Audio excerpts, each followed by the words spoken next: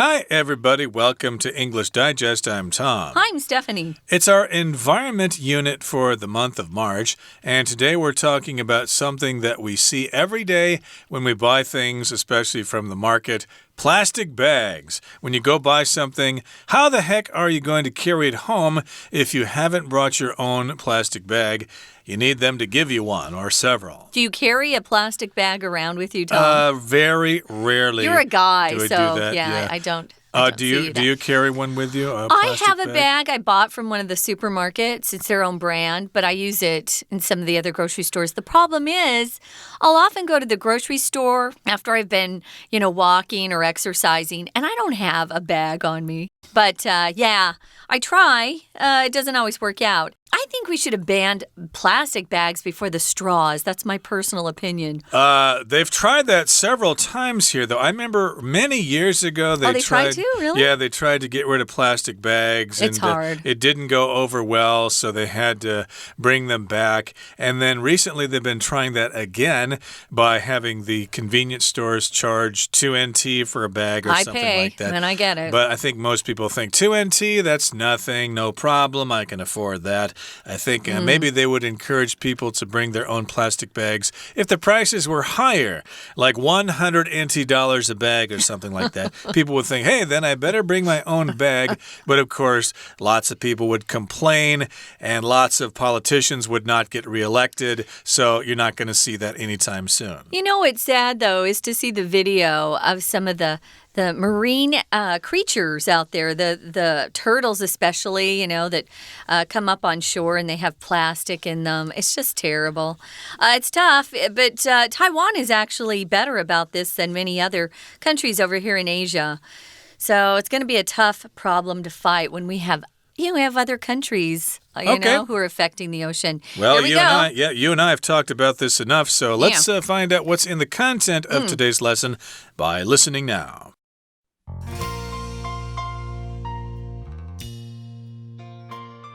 It's a sight that's widespread in cities. An abandoned plastic shopping bag fluttering in the wind.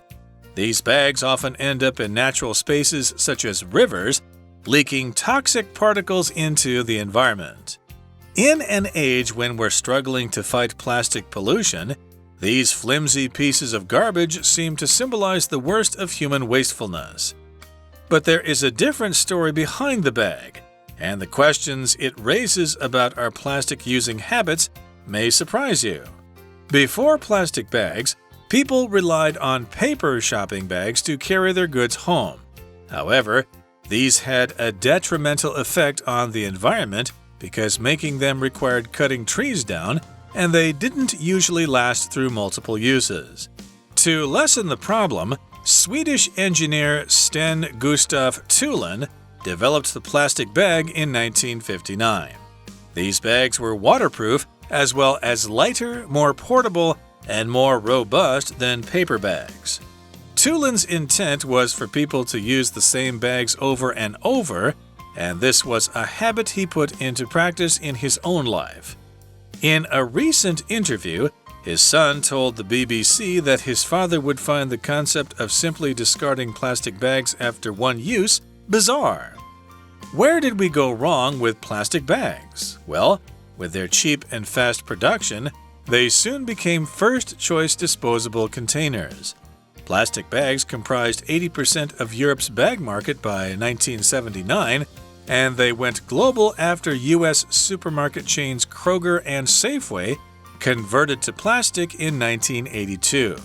Globally, 1 trillion plastic bags are now produced every year, and by 2050, the volume of plastic in the ocean will dwarf the marine life there. With such bleak prospects, is it too late to change the way we use these bags?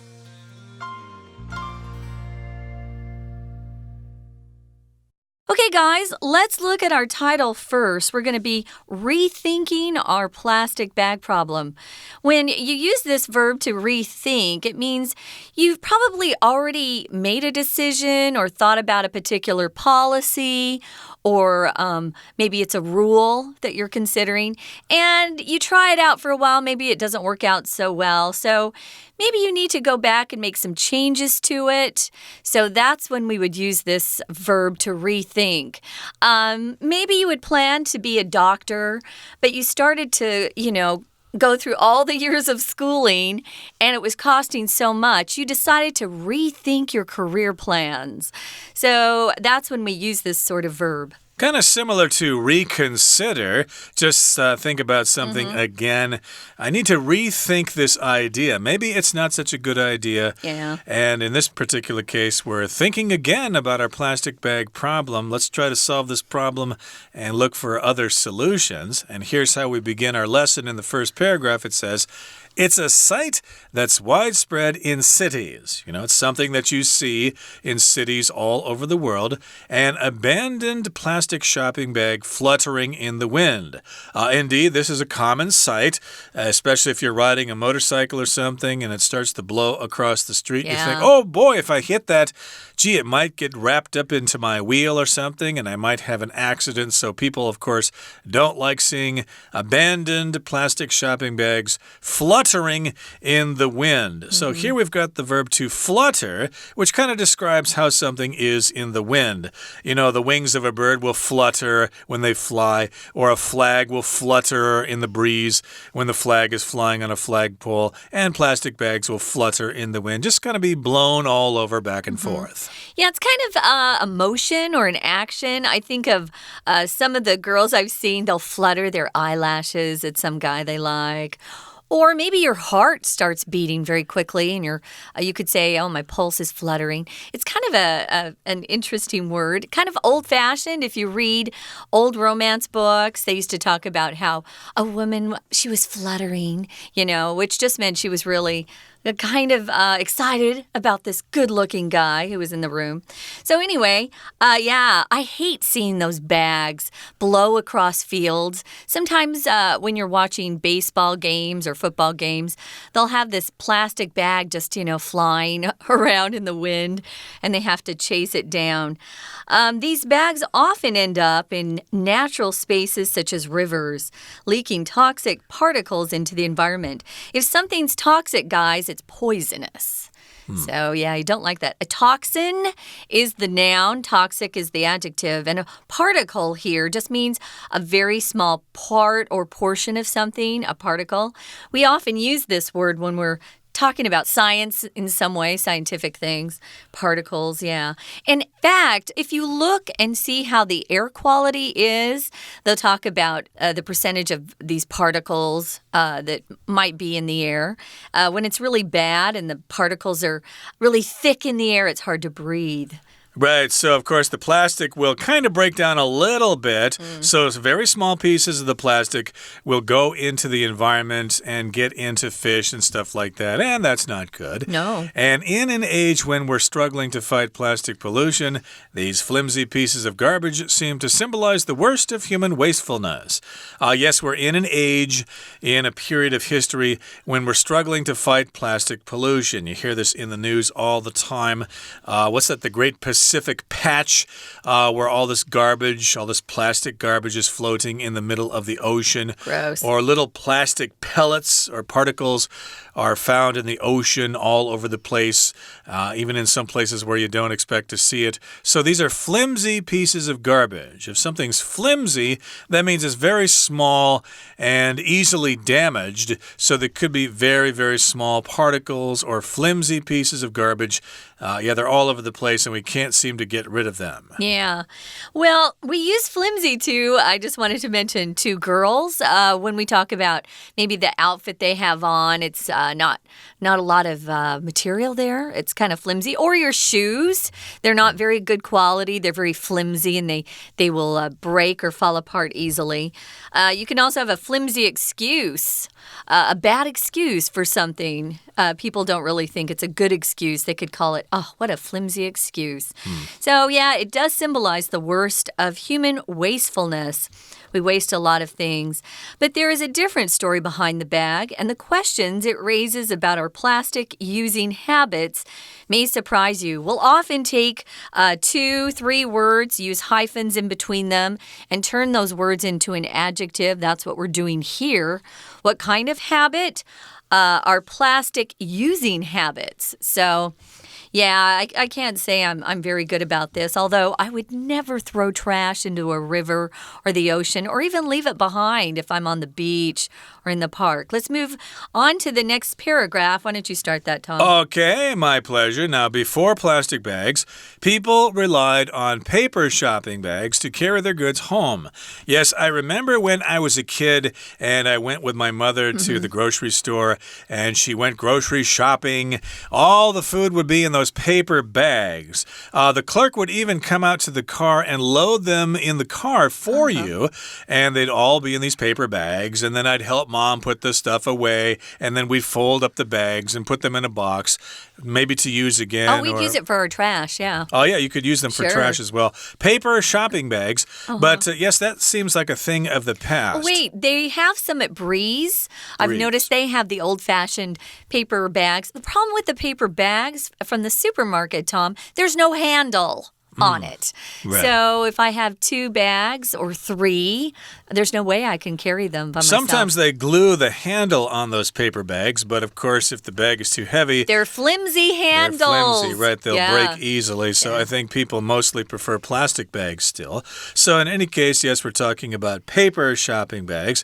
However, these had a detrimental effect on the environment because making them required cutting trees down, and they didn't usually last through multiple uses. So here we've got detrimental. They had a detrimental effect on the environment. That means it causes harm. It's bad for you. Smoking cigarettes has a detrimental effect on your health. It can be detrimental to your health, so don't smoke. Yeah, that's a very familiar phrase.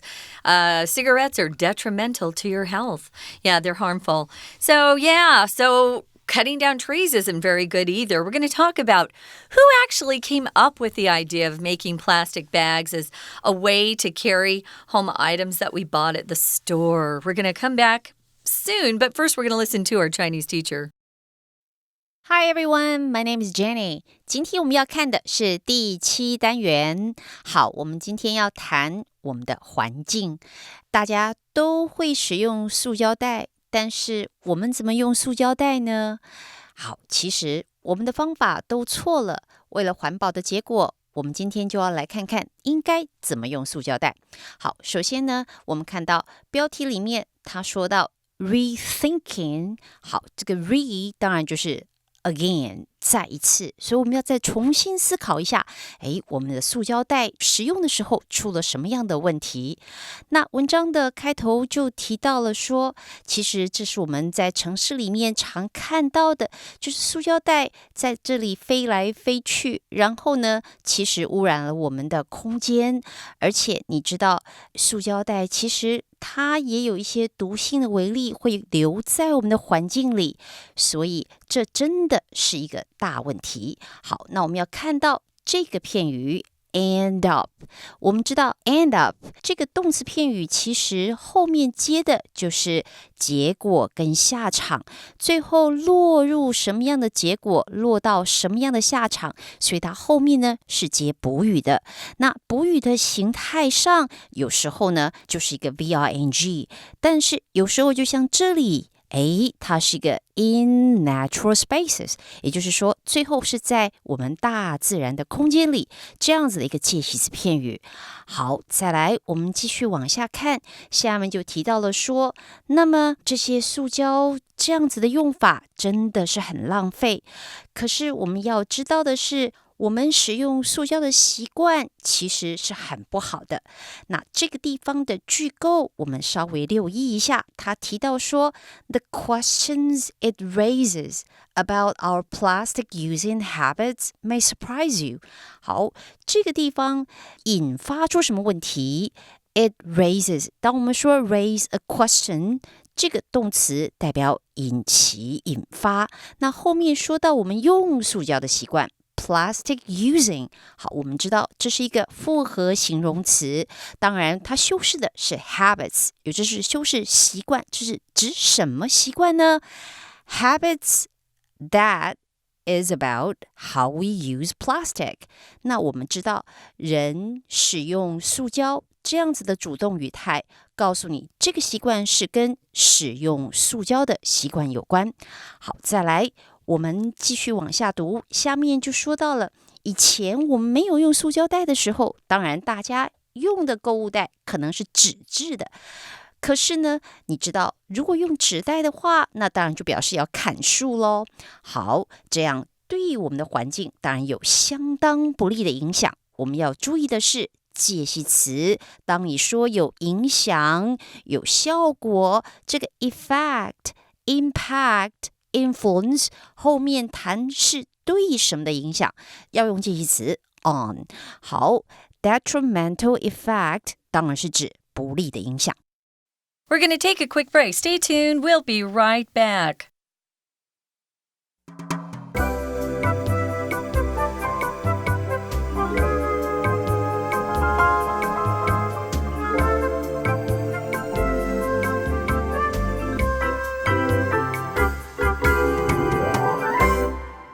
Okay, let's continue with our lesson. Now we're talking about plastic bags.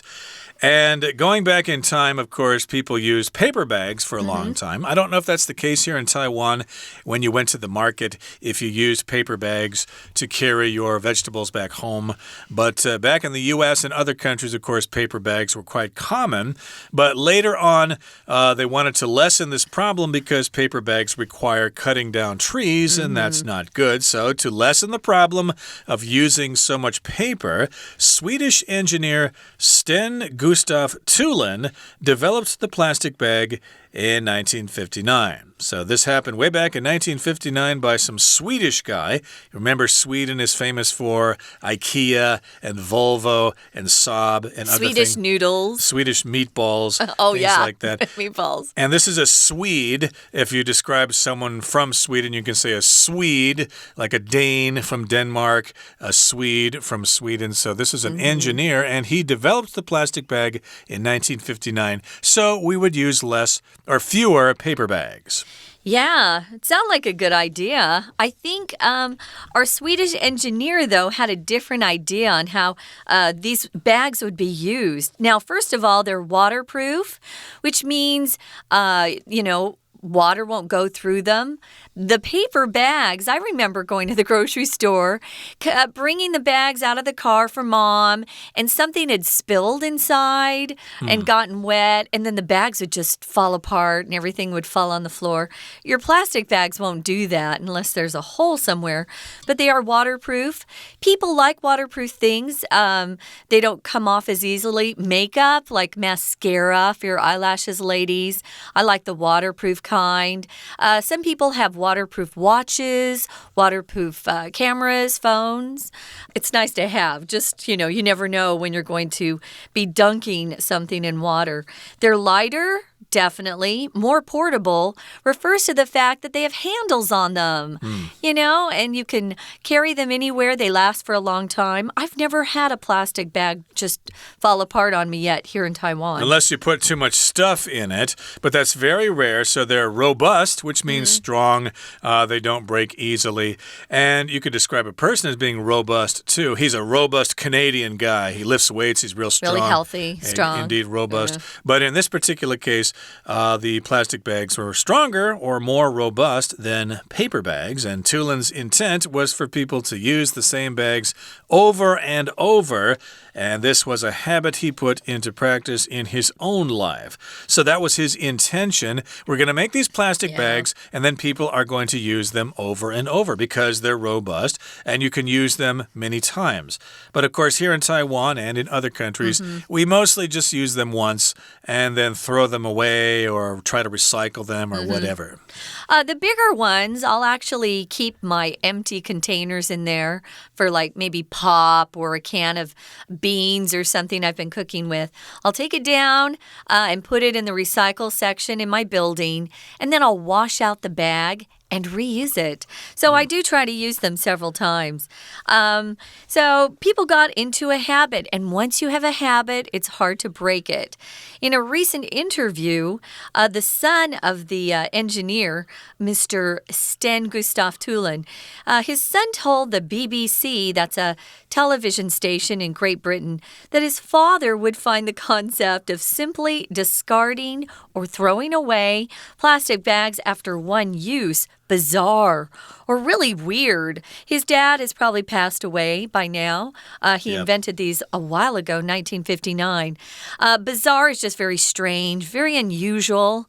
Nobody would even think of it. I'm sure he didn't think of that. He thought he was trying to help the planet by protecting our trees. But instead, now we're polluting our earth with plastic. So bizarre here again means strange or unusual. So, for example, I could say Lady Gaga is known for her bizarre outfits. Yeah. She wears strange and unusual clothes. Totally. Including one made out of meat, I think. One time she wore that. That was quite bizarre. That was quite gross. Strange. It was odd, I bet unusual. she smelled bad, too. Could be. She probably needed to bathe for about a week after that. But in any case here, let's go on to the next paragraph. It says, where did we go wrong with plastic bags? Yeah, we were supposed to just use one bag to carry everything and use it over and over.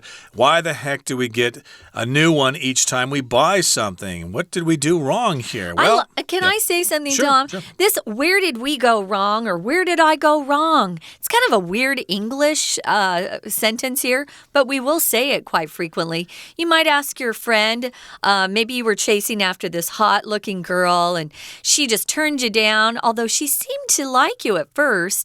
You might ask your friend, where did I go wrong? What did I do wrong? So, yeah, it is, just a pattern that you'll see quite often, especially if you're really sad or upset about something. Where did it go? Where did we go wrong? What did I do? Yeah, if you're trying to raise your fine young son to be an outstanding member of society and he turns out to be a criminal, you might ask, hey, where did we go wrong? We raised him well, but he turned out to be a criminal. Hopefully that doesn't happen with your kids out there. But how did we make this mistake? How did we go wrong with plastic bags? Well, with their cheap and fast production, they soon became first-choice disposable containers. Yeah, it's easy to make them and it's cheap, so it was our first choice for containers that are disposable, which means you can get rid of them, you can use them once. Like men use disposable razors, okay? You buy it and you shave with it maybe 5 or 6 times or something before the blade is too dull, and then you throw it out. It's disposable. Contact lenses for your eyes. They have disposable ones, or disposable diapers for babies. That's kind of standard now. Pretty much all diapers are disposable. Although a lot of moms are returning to cloth diapers because of the plastic problem. Now, plastic bags comprise or make up 80% of Europe's bag market by 1979. They did. When you see this verb comprise or comprised of, it just means that's what it's made up of. So you might say, I don't know, my caramel recipe is comprised of butter, sugar, vanilla, and some soda. And that's how I make it. So that's how it's made up of. So plastic bags comprise 80% of Europe's bag market by 1979. You could say this plastic bag caught on quickly, especially in Europe. Yes, so if you bought something at a supermarket in Germany back in 1979, you were probably going to take your groceries home in a plastic bag. Yeah. And they went global after U.S. supermarket chains Kroger and Safeway converted to plastic in 1982. Those are popular supermarket chains in the United States, Kroger and Safeway. I haven't seen them in my home state, They're but huge, I've heard of them, of course. And that was just a couple of years later. And globally, 1 trillion plastic bags are now produced every year. And by 2050, the volume of plastic in the ocean will dwarf the marine life there. So here we've got the word dwarf being used as a verb. That just means it will be larger than that. In other words, it will make the other thing seem smaller. So that's kind of interesting because the word dwarf usually refers to something very small, like dwarf stars, a red dwarf star, which means a star that is very small. Yeah, so that's a really really sad fact there. With such bleak prospects, is it too late to change the way we use these bags? That's the question we end with. Bleak just means something that seems very hopeless. Maybe someone feels like their life is very bleak right now. They have no hope. There's no happiness. And prospects is just the possibility or likelihood of something happening in the future. So bleak prospects, we'll often talk and use prospects as a way to talk about if someone has any people they're interested in dating. Oh, or what are your job prospects? We'll use it that way too. We use it in different ways, but it's just the likelihood that something's going to happen in the future. We hope that people will, jump on the bandwagon of getting rid of plastic bags or use them less, at least cut down on it to help everything out in our world. Right now, guys, we're going to listen one more time to our Chinese teacher, and then we'll be back to wrap up. 好，我们继续来看看，说到，我们使用塑胶袋，这后面有故事的。这个故事是什么呢？我们就要来想想，其实，在1959年，在那个时候啊，才开始有所谓的塑胶袋的出现。好，那当时为什么会出产这种塑胶袋？其实本来的用意是为了减轻这种我们浪费袋子、浪费用纸做的袋子这样子的问题。To lessen the problem， 记得 to 这当然代表 in order to， 为了要达到这个目的，为了减低大家砍树造纸做成纸袋这样子的问题，所以才会有塑胶袋的。好，那我们也知道塑胶袋当然很好用，不过这个创造这样子发明塑胶袋的人，他本来并不是要大家用完就丢，可是我们后来却变成了因为这个制造实在成本很低，太容易拿到，太容易取得，最后大家都变成了一次性的消费品，用完即丢。好，我们看丢弃这个动词 discarding plastic bags after one use。 好，这样子的用法其实对创造的人来说，他本来并不是这样的想法的。那我们用塑胶袋到底是哪个地方用错了？好，当然我们提到我们用塑胶因为便宜，因为好用，所以大家不管用什么，好像就是想要用塑胶来制造。而在1979年之前，其实塑胶袋大概就占了这个欧洲提袋市场的80%。我们来看到这里有一个动词很有趣的 comprise 这个动词到底怎么用呢？它有趣的地方就是这个字本身是有两个解释的，这两个解释呢同时存在。第一个解释就是相当于 consist of， 那我们也知道，当你用 consist of 是代表这个东西是由什么组成的，但是它有第二个解释 comprise 这个字它又表示 make up， 也就是构成了什么。像这个地方这句话里面的 comprise 就是它的第二个解释，也就是说谈到塑胶袋，它其实就构成了80%的提袋市场。好，来我们再往下，在当时塑胶袋简直是流行到全世界。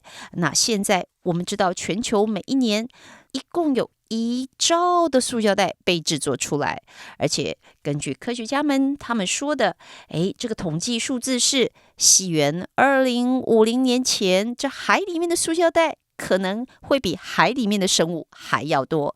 好，我们注意到 by 这个介系词 by 加时间就代表一个到那时候之前。 OK， 我们今天讲解就到这边结束，我们下次见。